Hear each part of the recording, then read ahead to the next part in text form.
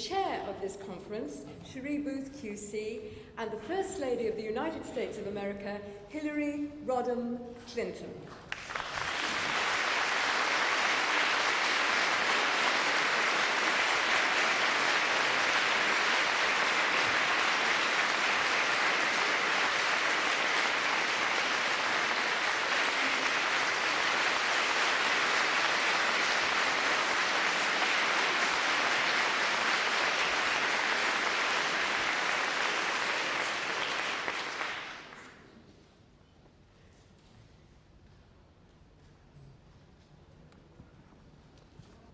Shall we start?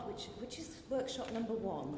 We're going in that order. Can you report back from your workshop, please? Right. We had a very lively discussion. Our workshop was very young witnesses. Dr. Judith Trowell and Professor Graham Davis. We know the answer to the question, are there abusers to be immune from prosecution? Because the report into the Newcastle scandal concluded that the present system appears to be weighted in favour of the perpetrators of some of their crimes. Very young witnesses. We were taking children under 5, and we've come up with 3.5 recommendations to put to the conference. The first relates to the Memorandum of Good Practice. Thank you. Thank you, Anne. The third workshop was Children and Divorce, Contact Violence and Family Disputes. Can children have a voice? Frances?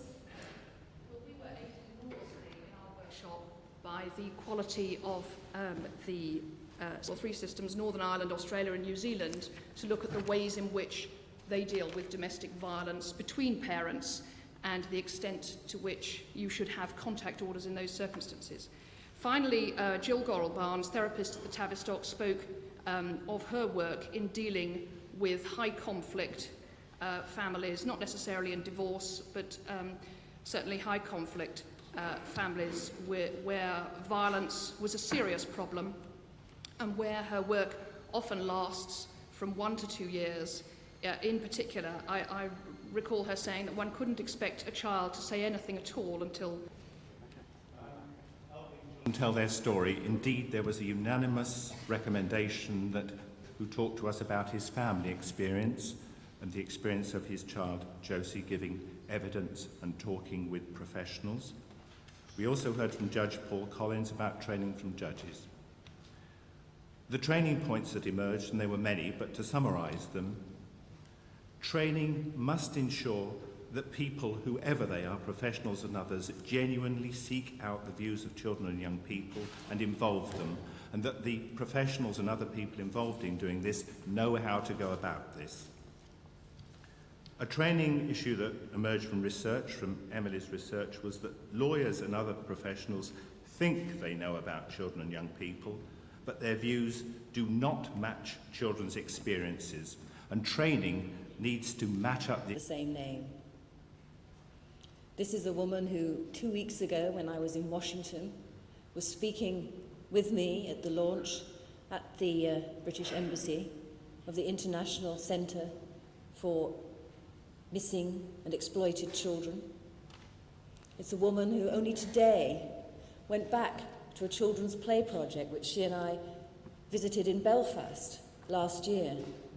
When we went there then, they were talking of setting up a children's playground that the children had been involved in for deprived children in Belfast. Today she went back to actually turn over the soil and to inaugurate the opening of that play project. Later on today, and indeed tomorrow, she's going to be with children who have been the victims of the war that is going on at the moment in the Balkans, refugee children. She will also tomorrow in Macedonia be seeing